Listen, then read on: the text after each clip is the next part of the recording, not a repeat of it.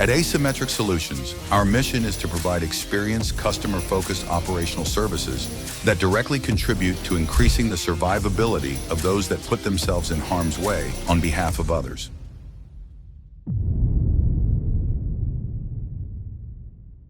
I'm here with CEO Keith Waldrop to discuss a little bit about the company and how we got started. What drew you to the military, to MARSOC and Recon? That's all I ever wanted to be, from as long as I can remember as a kid. I grew up in a small town, Caledonia, Missouri. Most people don't even know what that is. A little bitty tiny town, graduating class of 28, give you an idea of how small, the class was, 28, 38, I think it was 38. But anyways, middle of the country, riding bikes, hunting, fishing, all that good stuff. And military is just something I was always drawn to. And then I'd already planned on going, was already talking with recruiters and that. And then 9/11 occurred, and I just immediately took off. My grandfather was a Marine. I actually had planned on going the Army route. I was going to try to be a Ranger and a Green Beret. And, I was the kid with the VHS tapes of Ranger training and Buds training and Marine training, and I'd watch them all the time. And, anyways, I made the decision I was going to go the Army route. But then when 9/11 happened, the Marine Corps could get me out really, really quick. And so I went that direction. Again, my grandfather was a Marine and didn't know much about the Marine Corps when it comes from a special operations standpoint, aside from, the recruiter told me the same thing all recruiters tell you. Marines are all fighters and all that good stuff. And I'm like, cool, go do my part, go fight for my country and come out. And shortly after joining, found out about Recon, Force Recon, and then, tried out, made it, started out my time at 3rd Recon Battalion, and that was the beginning. So, yeah, the drive to do it was just kind of always in me. It's just what I always wanted. I don't know if that was a byproduct of, I wasn't a military family. Like I said, my grandfather was a Marine, but it ain't like I had a history of everybody being in the military. I just always had a lot of respect for the guys and that I had, watched stories about in World War II and Vietnam and Korean War and all the other wars that have gone on. All these Medal of Honor citations and movies that are made about these guys, and I just always had the desire to be one of those guys. It's funny, I joke. One of my favorite movies, and it's science fiction stuff, but the movie Predator with Arnold Schwarzenegger, and they have that, special operations off the books team that goes in there. I love that movie as a kid, and I laugh because I tell people, I'm like, that movie was a big part of the reason why I went the direction I did. Not true, but it did put in my mind what that world was like, in addition to, all the other war movies. But Predator was one that I joke about being my favorite movie and something that made me go the direction I did. As funny as that sounds. What stuck out to you? Like, was there something in that movie that separated it from the rest? Yeah, just a small team, lone, unafraid, cut loose to go, accomplish a mission. That was just something that was always appealing to me and drew me in. The idea of being given a mission to accomplish, and you don't have this overwhelming amount of assets like a conventional, unit, and just being told you and these couple other guys go make it happen. And, maybe people know about it, maybe people don't. It was just always something that seemed like most little boys and teenagers and guys, think that's cool. So I always thought being one of those guys would be, awesome. Yeah. So yeah, that's it. That's what made it different than just going straight military, is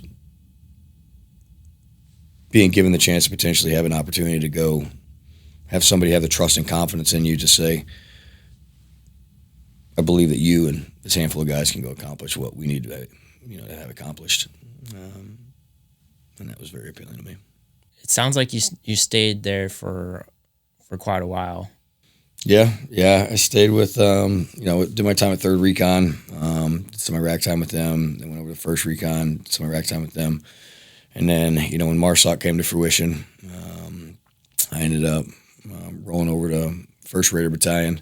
I was one of the plank holders, and MARSOC's one of the recon guys that were so for people that don't know the history of MARSOC was really stood up and foundation by a bunch of Force Recon teams that were stood down and then, raised a flag as a Raider while they were working out how they were going to make the Raider community segregated from the Recon community. And, I was one of those pool of guys that got pulled from the Recon and the Force Recon communities to come over. And then went over to 1st Raider Battalion, did some Afghanistan time there, and then over to 3rd Raider Battalion just to get reattached to 1st Raider Battalion, and ended up finishing my time out there. So after you got out, what made you decide to take your experience and build something? Yeah, so I can't. So I got out. I got married, some kids, several deployments. Life is pretty rough for the family on that. So when I got out initially, I was going to get out and try to be a normal guy. I already had a couple languages under my belt. My education, was my undergrad anyway, was already done. I was going to go try to, be a normal guy again, specifically for my family, to be around more for my kids and my wife. So I had come from a construction family, 3rd generation construction family. That's what I grew up doing, heavy equipment and sewer and water and construction in general, a lot of excavation stuff and things like that. And I always enjoyed it. I liked it. So I thought, well, even though I have several options, I can either take advantage of my education, my background and special operations and go do some contracting or go pursue the business world or, all kinds of different things. But I enjoyed construction and I knew construction. I grew up doing it. So I decided to go that direction initially just to get back into it. My brother had gotten out. My dad, we moved back to Missouri. My wife was from Missouri. So we moved back here in order to be close to both families, her family and my family. My brother's here. My dad was here. Family's all in construction. So I went back to the construction world. Not with my family, but actually with local 562 on the union side of the house. You make a little bit more on the union side than what you do on the private side, especially if you're just a worker. So I did that for a little bit. Did some welding and, got my certs welding in that and worked with 562, Gero Mechanical specifically, under local 562 here in St. Louis. And, quickly realized that, the environment that I'd been in for the previous, 14 years, I'd gotten very accustomed to and used to being around, that world. As much as I enjoy the construction world and that, I just, was missing something. So, my previous partner, John, who, was the original founder of Asymmetric Solutions, he had just got this thing off the ground, picked up a chunk of land down in Farmington, had tried some stuff back in Potosi first, and then rolled over to Farmington. And anyways, they had, just gotten foundationed with the civilian training stuff, a little bit of security stuff, and a couple of LE things. But they're still very, very new. A friend of my family had told me, hey, the world you come from, there's a guy that just bought this chunk of land down there. He's doing this thing down in Farmington. You ought to go check him out. And I had just got out of the teams, and I'd never heard of Asymmetric and didn't realize really how fresh it was, but it was brand new. And I thought, if I've never heard of this, it's probably not worth looking at because I just got out of the teams. But I went down there, met up with John and the guys, and it was a brand new thing starting up, and it was a cool thing, and it was team guys, Green Berets and SEALs and cats from the CIA and SEAL Team 6 and guys from our world. So it was good just to be back around that environment. So I initially just started going down there and hanging out and working with the guys after meeting them. And again, back then it wasn't a defense contracting company like it is now. It was a civilian training organization and a little bit of LE stuff. And the goal was always to, become a defense contractor. One that stayed focused on the guys going downrange because, as most people know, defense contracting world is known as being pretty dirty. There's a dirty contractors, on the active duty side guys talk about, just because of the amount of money that flows through things. And then a lot of times the focus becomes the business of of contracting versus what contracting is actually there for, which is supporting the guys going down range, supporting the warfighter, whether that's in training or direct support or consulting, whatever the case may be. That's what you're supposed to be focused on, not your margins. So that was the idea, build a training space that caters to the guys going down range, regardless of contract specifications, and stay focused on the warfighter. And again, try to eliminate all of the negative experiences that me, John, and all the guys that have worked here had with previous contracting companies when they're off doing offsite training. And that was ultimately the goal for the long run. So I bought into it, and then eventually went from working, just hanging out down there, doing some stuff on the weekends with them, till John had asked me if I wanted to take over the Farmington operation and become a partner with him in this thing, and in a small capacity in the beginning. So I dumped my pretty good paying job, doing the welding and construction stuff, and went on this entrepreneurial journey with John to try to grow this thing into what I just sat there and explained to you. Warfighter focused contracting company that cares about nothing other than the guy going down range. Built by operators, ran by operators, and focused on operators. Yeah, the previous job was just about, again, I enjoy construction. I've always enjoyed working with my hands. It's excuse me.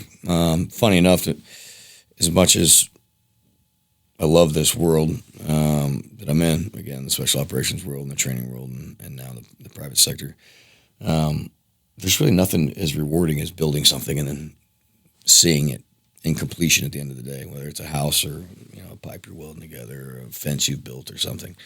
They're tangible items that you can see. So I think that's what I enjoyed about construction. Jumping on this this entrepreneurial path with John for Asymmetric, there's a whole lot of stuff that goes into business that you don't see the fruits of your labor at all. You work weeks, months, years, and you just don't see it. You see hundreds of thousands of pieces of paper and countless hours and endless nights and days, and sometimes there's nothing to show for it besides how are we even getting anywhere? So it's a different type of build.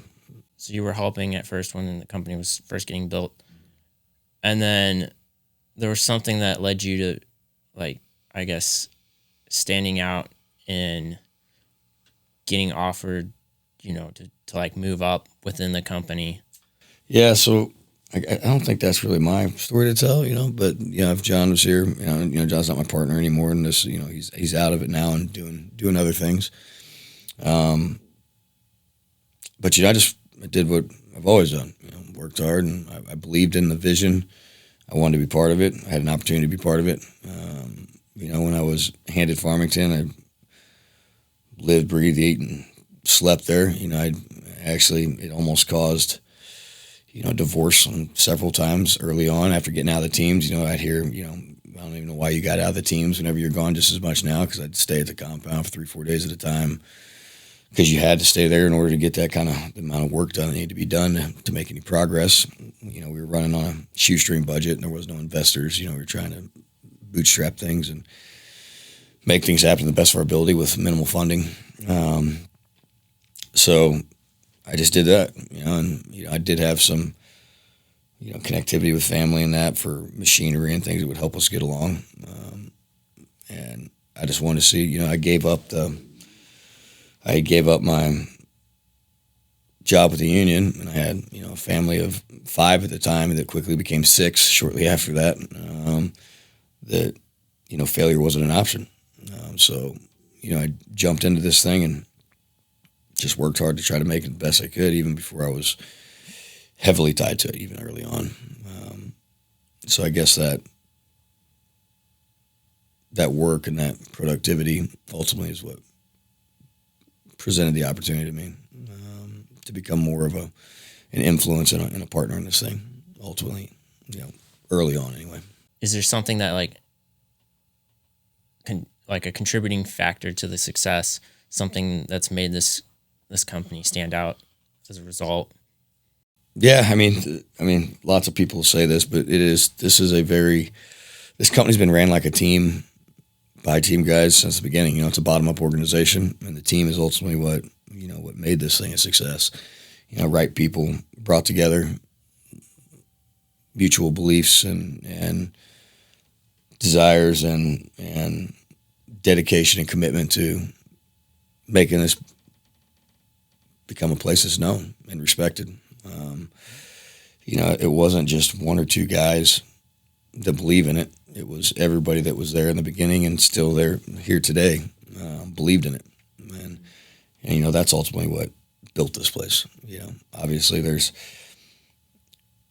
higher levels of contribution from a financial standpoint or from a manual labor standpoint that diversifies, across the spectrum of people here.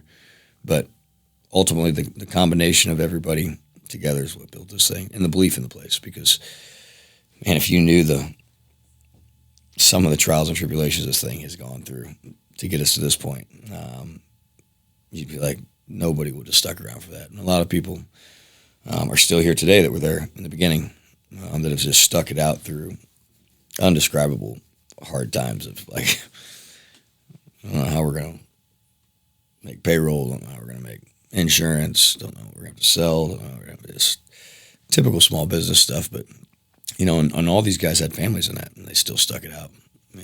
Some of them had retirements, to help pad that liability/risk. But a lot of them didn't.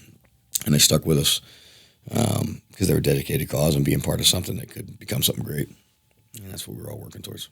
Even from just going to like some of the events down there in Farmington, I can definitely tell that there's something that makes these guys different. Just the environment that's there, something that made me want to like stay and take more classes. And guys are really cool, solid.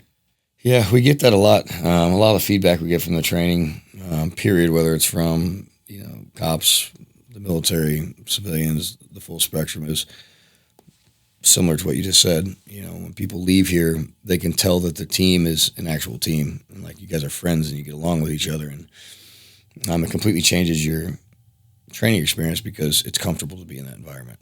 And it's cool to see that.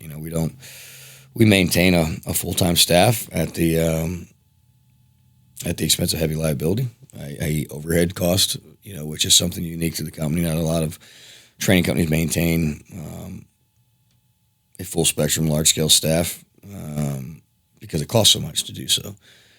But that is our quality control, and that is the guys that are here on that full-time/part-time capacity are, brought in collectively by the team as a whole.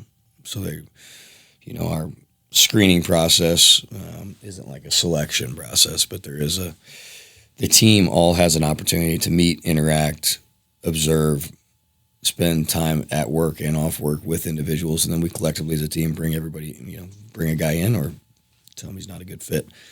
And I think because of that, we get the feedback, like you just said, on a regular basis. Like you can just tell that you guys are more than just coworkers. You guys are a team and friends, so just like any team, there's ups and downs with that cycle. Sometimes the energy is really, really good, and other times there's a little bit of heartache and morale stuff, just like any other team or company or unit. I think we do a pretty good job of maintaining things. So what makes this Asymmetric Solutions different from your typical law enforcement military training company? I mean, you could always resort back to the team of guys here and that, but really from a macro standpoint, and this is not good business whatsoever. One of the other things that when I got out and got serious with Asymmetric, I was fortunate enough to go on to a highly credible school, Washington University School of Business, to get my MBA to learn how to, properly run a business. And I can tell you from a business standpoint, a lot of decisions that are made for reputation maintenance and staying focused on the warfighter are not smart. You lose a lot of money, but you build and you maintain a reputation, the respect of your peers and the groups from which you came from. So I think what separated us early on and continues to separate us today is We've all the guys that work here have been in the shoes of the guys that are here training. We've all been on contracts and been trying to get training iterations done where there's budget constraints and restrictions that we can't control for the most part.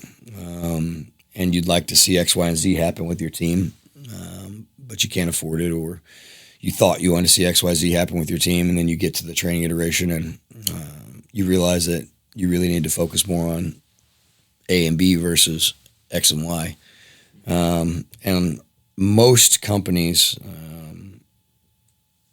90% plus of companies, will not do a whole lot of left and right shift on contracts because it's in black and white. That's what you owe the government. You've agreed to do what that piece of paper says. And even if the guy on the ground is saying that, well, we thought that's what we needed, but we don't need that. After being here, we realize we need this and this. That accommodation is not common. And I'd say that's a huge distinguishing difference with us is we will do our best to accommodate those requests and those shifts in training, even at the expense of the margins for the company as a whole. Why? Because the guys are leaving here and they're going downrange, and if that's what they've come to the conclusion, or us as a cadre have come to the conclusion that that particular shift in focus is going to increase that survivability, that lethality before they go downrange, then we're going to do that, no matter what it costs us. Now, if it causes us to, we try to at least break even on things. You never want to go upside down. We have gone upside down numerous times, but we try not to. But we'll do our best to accommodate those things because that's who we are. And I think if we ever lost focus to that, then asymmetric would no longer be asymmetric. So that's, and when guys are onboarded, that's the culture that they're expected to adapt to and be a part of, and that's the belief in the cause that they should have to be here.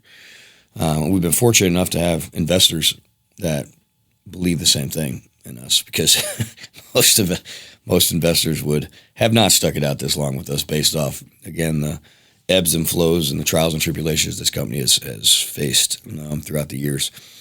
But our investors are incredibly patriotic, dedicated to our belief in the focus being on the warfighter, regardless of margins. Now, as investors, they obviously want us to make margins and do good as a business. And we have incrementally grown, but we have made substantial sacrifices from a financial standpoint and a business standpoint in order to assure that the guys going downrange are getting the best that we can potentially provide for them within the left and right lateral limits of reality. So that's probably one of the biggest ones. The guys here expect to work long days, long hours, regardless what that contract says. There might be scheduled 8-hour training days, but we always train to standard, not time, regardless what the contract says. It all just boils down to a conglomeration of the mindset of no matter what we have to do to make sure you leave here confident or more confident in your capabilities. That's what we do, regardless of, again, if it's at a negative consequence. I use that term loosely. From a business standpoint when it comes to finances, because your reputation's everything. So some people say, oh, you're losing money, but it takes 10 years to build a reputation, 10 minutes to destroy it. And there's no money worth destroying your reputation over. So that's what makes us different. Yeah. I think it really shows. Yeah, well, I appreciate you saying that. It's nice to hear. Yeah, like I said, I'm super, super humbled by this team on a regular basis. Like I said, we got a good, diverse group of guys that are from various backgrounds, as you know. And again, some would say fortunate, I guess, to be in the position I am, but they don't really know my life. I don't think anybody would want this world if they knew the behind the scenes of it. It looks good on the internet and that, but there's a lot that goes into it. And the guys that work here, consistently keep you in check. And again, it's just super proud to be part of it. Not everyone is built for this level of training. In your experience, what separates the best operators from those who don't make it? Mental toughness. Yeah. There's a saying in the soft world that, water's the great equalizer. The reason why water's the great equalizer is because it don't matter how strong you are, how tough you are, how much endurance you have, eventually the water will overtake you. everybody. And pushing back past that mental barrier of believing that your life is going to end, and still not quitting is a personal characteristic and psychological trait that some have and some don't. So what separates those that make it and those that don't, 99% of the time, is mental toughness. There's lots of strong guys. There's lots of endurance runners. There's lots of heavyweight lifters, lots of fighters, lots of badass dudes that come to the world, the special operations world, and try to become part of a team or a unit. But you don't know what you don't know about yourself until you've been pushed to that limit. And the guys that say the only thing that's going to break me is death, and they're willing to even risk that. Hence the back to me saying the water's the great equalizer. Is when you hit your breaking point in water, you think you're going to die because you can't breathe. Water will take your life. So it really is one of the greatest tests for one's mental toughness, is putting them in the water. You can hunker down, put your head down, and move a lot of weight for a long period of time as long as you can push through the pain. You can carry a guy or not sleep for days or whatever the case may be, as long as you can just push through the pain and push through the suffering and the suck factor of it. But whenever you get put in a situation where you legitimately think you're going to potentially die, then you get to see what you're really made of and whether or not you're going to say, I quit, or you're going to let yourself, quote unquote, potentially die. And that comes from mental toughness and dedication and willingness to do whatever it takes to be a part of these units. And the guys that have it, 99% of the time make it, even if they get injured. They'll get injured, break a leg, break a back, whatever the case may be. They'll come back and they'll do it again. I mean, I know guys that have been injured numerous times and then went back and went back and went back and eventually make it because that's just who they are. So what separates those that make it from those that don't? 100% mental toughness. And you do get your guys that slip through the cracks that are, that are super strong athletes, and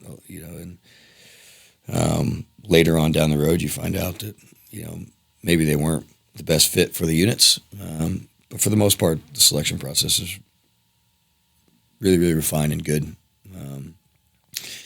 and the guys that make it through are those ones that are, again, mentally tougher the most.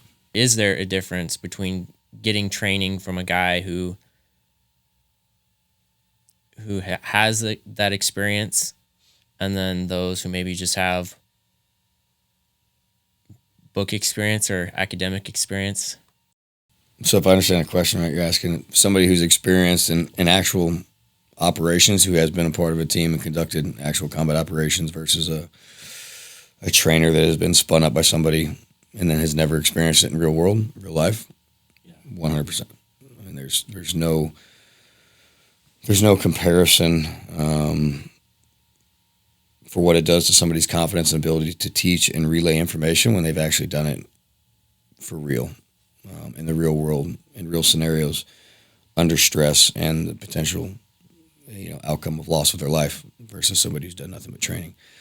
And most guys in these units, whether law enforcement or military, are seeking out an opportunity to test themselves, and sometimes they just don't get that opportunity. So I'm not downplaying the utility of train the trainers and guys that haven't had the opportunity to experience combat or conflict in any capacity, like I said, regardless of what sector you're talking about. Because usually it's just it's a matter of they haven't had the opportunity to. But those trainers will never be able to truly articulate and relay emotionally the realities of why things are being done the way they are being done, like somebody who has actually done them in real life. It's impossible to do that because you've never done it. Yeah. You can be passionate about the job. You can be a really good trainer, be a really good shot, be really good at your tactics and techniques, and be a phenomenal teacher and do good things and contribute great things to the community as an instructor when you don't have those experiences. But there is no substitute for somebody who's actually been there and done it. And then to find somebody who's been there, done it, and also has the ability to teach and relay it is unique. And that's another, I think, another thing that we've done a pretty good job of here at Asymmetric is finding those guys that are both doers and teachers. Because there's lots of guys who are badass gunfighters and can run and gun and, protect this world from all its evils and do good on behalf of God and country. And then there's lots of guys that are good teachers. There's very few guys that are run and gun, hardcore gunfighters that can also take that experience and then effectively teach. Yeah. So it's a unique find to find those guys. Seems like you guys are pretty good at kind of replicating some of those different scenarios for those training here, because there's a lot of guys here who have that experience. That helps a lot with the making sure that guys go out there prepared. Yeah. So that boils back down to having experienced it in real life. And, when you got a conglomeration of guys, a team that's been pulled together that all have various experiences from conducting operations, again, whether Iraq, Afghanistan, or downtown St. Louis, or as a SWAT officer, or as a special tactics units guy, or whatever the case may be. And you take all those various experiences and you pull them together. It gives you a sushi menu of real world things that have really happened that you can confirm 100% can and will occur, have occurred. And if they have occurred once, they will occur again at some point. So, you're taking the individual experiences of multiple people, pulling them together, and then putting together scenarios for training where guys can, again, articulate in great depth with great emotion and understanding to the realities of what the outcomes of those scenarios can be based on the fact that they've been there and done that in that particular scenario. With changing TTPs, tactics, techniques, procedures that with various combatives and enemy downrange, do those scenarios change, the outcome of those scenarios change based off the way things are being done in present day versus when it occurred? Absolutely. But the reality of the situation being replicated and being a reality of a potential outcome still exists. So it does add greatly to the ability to mimic real life scenarios whenever your cadre has pretty decent depth of real world experience and scenarios to pull from. If you could leave listeners with one piece of advice that would help them be ready to fight or train, what would that be? It's to just be aware of the reality that is a potential reality at all times, no matter what you do in life, what your position is in life, what your job is in life. This the reason why we do the civilian training sector is because these are Second Amendment America supporting patriots that want to be able to defend their family, property, and friends to the best of their ability in the event that they have to. Those people that come out and receive that training at that level, they're not cops, they're not military, they're not special operations guys, they're people that are not in that world. But they've accepted the reality that they could potentially find themselves in a situation where they would need to be able to handle themselves in order to protect themselves, their family, or their property. So I guess the biggest piece of advice is just acceptance of the reality that this world is full of bad things, bad people, and running around with your head in the sand and not accepting that reality and hoping, rolling the dice that you'll never be the one in that scenario. You can do that, but it's not gonna go well for you in the event that you find yourself caught up in that, tangled web of crap when it does happen. So I guess if I was to give one piece of advice, accept the reality that violence is real,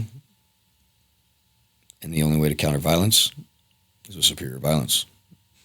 Is there any ways that people can, prepare for those scenarios? Yes, there's all kinds of stuff to prepare. Obviously, everything for the majority of not just asymmetric training companies in general that are preparing people. It doesn't matter if you're doing hand-to-hand fighting, if you're doing weapons, manipulation stuff. It doesn't matter. Everything's a crawl, walk, run methodology. You start out at the very lowest level, gain a confidence in the basics and the fundamentals of what it is you're trying to accomplish. Again, whether it doesn't matter hand-to-hand or weapons.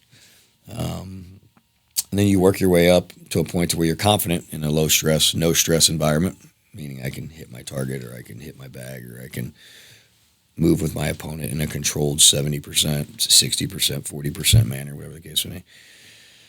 And once you have that confidence built up at that level, then you start to incorporate what's called a certain level of stress inoculation, which is increasing, the difficulty in which you're fighting, or the percentage of effort you're putting into it, or increasing, the requirements for hitting the target, whether that be something as simple as implementing a shot timer. You'd be amazed at how people will be sitting there just killing bullseyes. And then you can put a super slow shot timer on, so you got to hit that target within, I'll just give a big number, 8 seconds you have from the time this buzzer goes off to hit bullseye on that thing, and the wheels fall off, and they miss the target with an 8-second window to do it.